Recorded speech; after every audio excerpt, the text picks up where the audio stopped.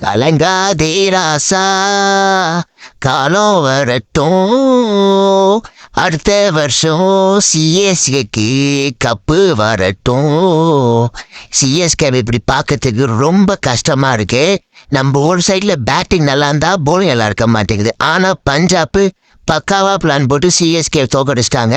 ஆனா நம்ம சிஎஸ்கேக்கு இந்த சீசனை நம்ம என்ன கொண்டு போகணும் பார்த்தீங்கன்னா, ஆயுஷ் மாத்ரே அங்க டிவான் பிரேவிஸ் இவங்க 2 பேர் வந்துட்ட பிறகு டீமே கொஞ்சம் மாறின மாதிரி இருக்கு.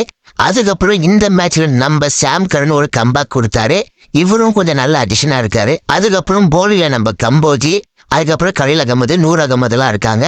இவங்களை வச்சு அடுத்த வருஷம் என்ன பண்ணணும், டீமை எப்படி ரன் பண்ணணும் இப்படிதான் யோசனையுமே தவிர இந்த பண்ணி தான் ஜெயிச்சிருக்கலாம், அது பண்ணி தான் ஜெயிச்சிருக்கலாம்னு சொன்னா இருந்தால் தானே நம்ம ஜெயிக்க முடியும். இந்த வருஷம் நம்மளுக்கு இல்லைன்னு சொல்லியாச்சு. அதால அடுத்த வருஷம் கம்பேக் கொடுக்கறதுக்காக நம்ம போராடுவோம். எல்லாத்துக்கும் நம்ம டோனியே குறை சொல்ல முடியாது, டீமை குறை சொல்ல முடியாது, மேனேஜ்மெண்ட்டும் குறை சொல்ல முடியாது. எடுத்த பிளேயர் சரியில்லை, இந்த வருஷம் நம்மளுக்கு கிடைக்கல. அடுத்த வருஷம் ஸ்ட்ராங்கா நம்ம சிஎஸ்கே திரும்ப வருவாங்க நான் நம்புறேன். அதே மாதிரி நீங்களும் நம்புங்க. கமெண்ட் பாக்ஸ்ல பின் பண்ணுங்க.